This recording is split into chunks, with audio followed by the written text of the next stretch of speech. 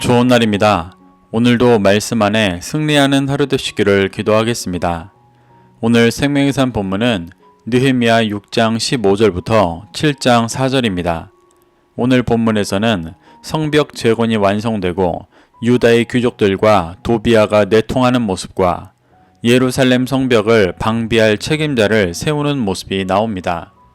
이 구절들을 통해 하나님께서 무엇을 말씀하시는지 살펴보도록 하겠습니다. 6장 15절부터 16절입니다. 성벽 역사가 52일 만인 엘루럴 25일에 끝남에 우리의 모든 대적과 주위에 있는 이방 족속들이 이를 듣고 다 두려워하여 크게 낙담하였으니 그들이 우리 하나님께서 이 역사를 이루신 것을 알미니라. 수많은 공격과 방해에도 느헤미야와 유다 백성들은 성벽을 재건하기 시작한 지 52일 만에 완성하였습니다. 성경은 그때를 엘루럴 25일이라고 말하고 있습니다. 엘루럴은 히브리력 6번째 달이고 유대인들이 새해로 여기는 7번째 달 티슈리월의 바로 전달이었습니다.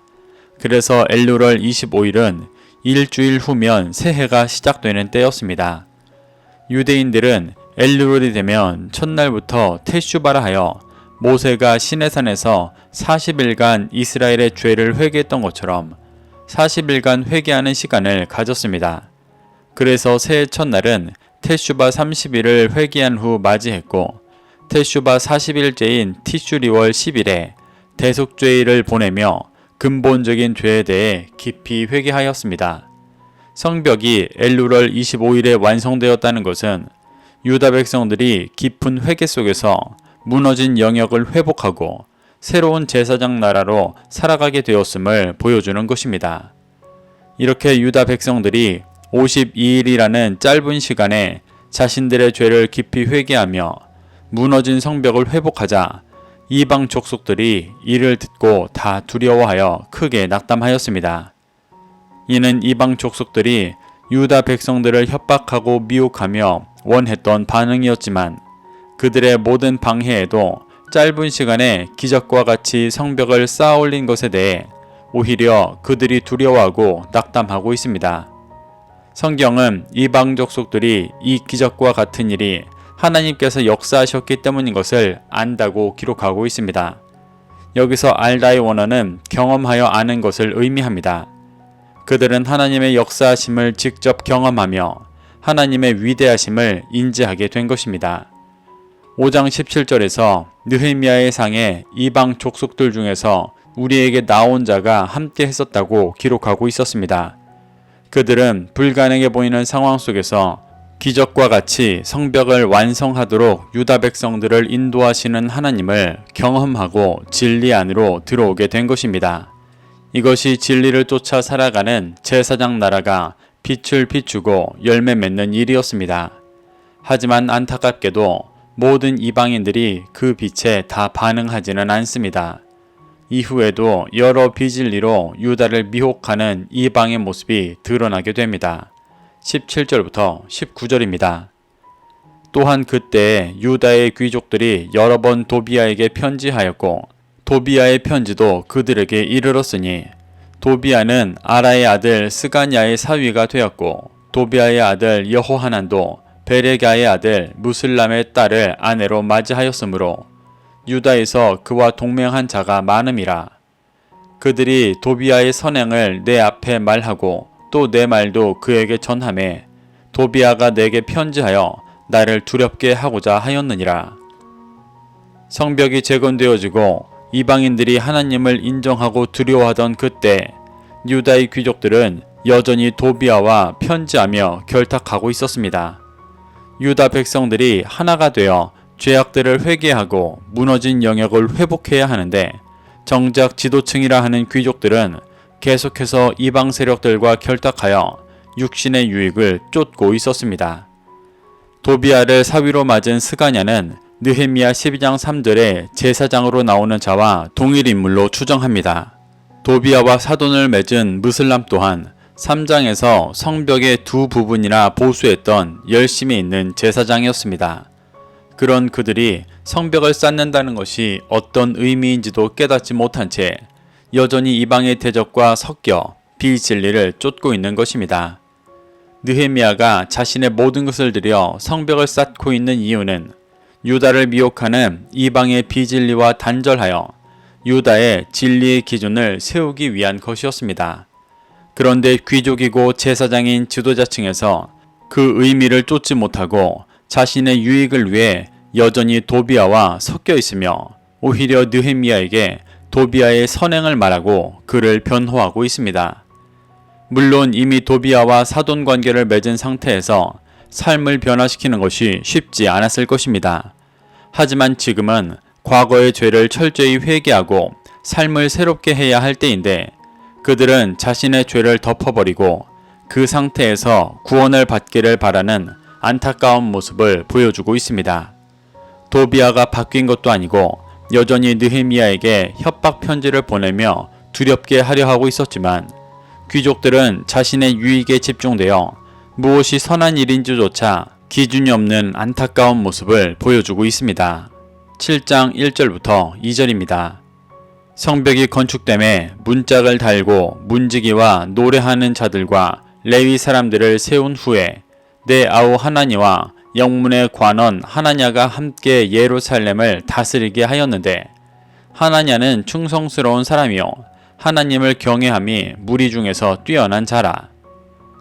느헤미야는 성벽을 재건했지만 여전히 이방과 섞여 있는 유다의 현실 속에서 예루살렘을 방비할 책임자들을 세웠습니다.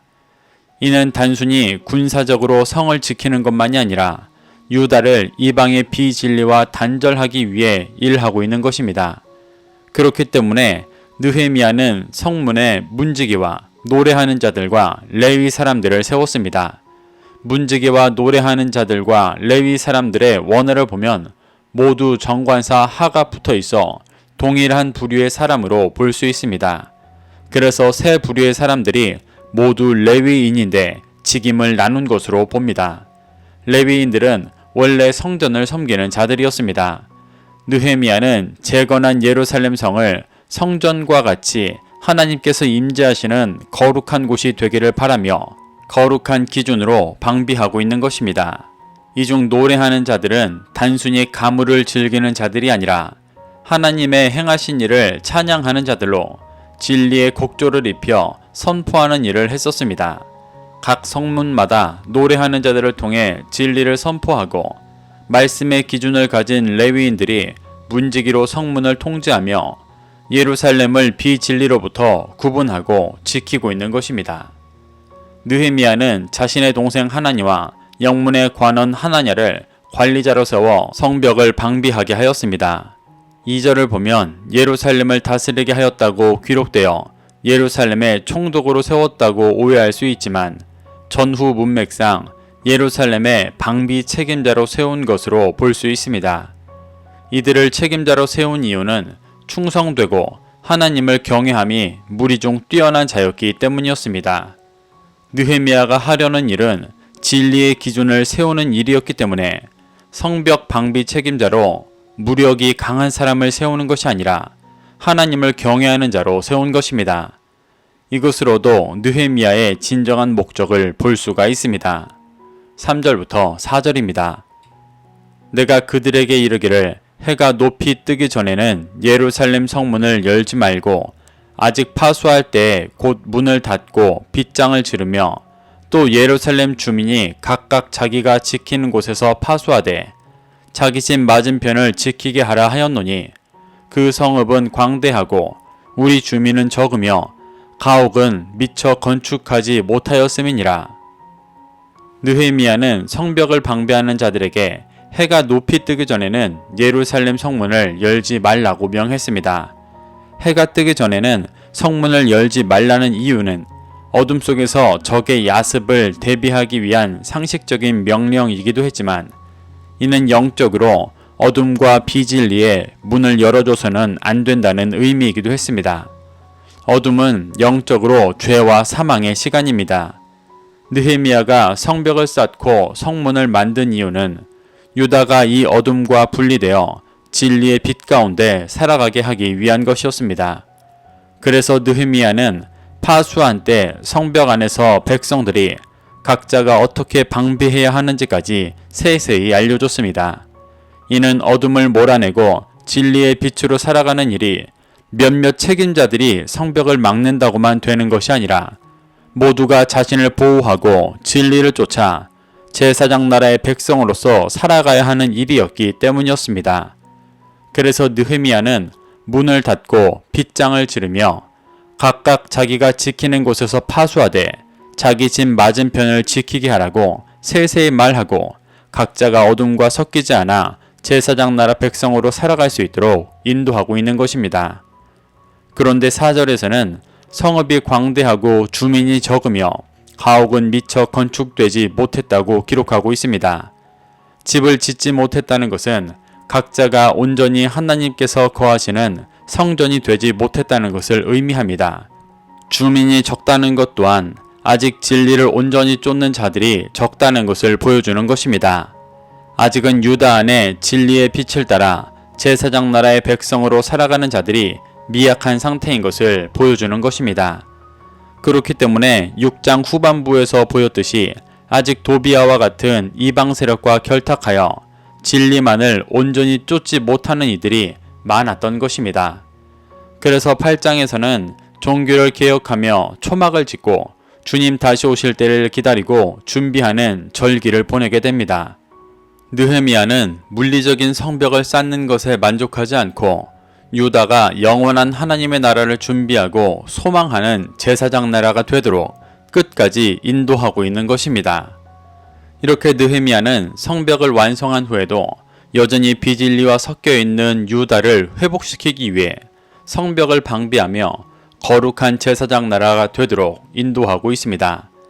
우리는 이러한 느헤미야의 모습 속에서 교훈 삼아 예배를 드리고 교회에서 봉사하는 등 물리적인 신앙생활에만 만족하는 것이 아니라 우리 안의 어둠이 완전히 깨어지고 진리의 빛으로 충만케 되어 온전한 왕같은 제사장으로 살아가게 되시기를 축복합니다. 그래서 주님 다시 오실 때 그 영광을 함께 누리게 되시기를 소망합니다.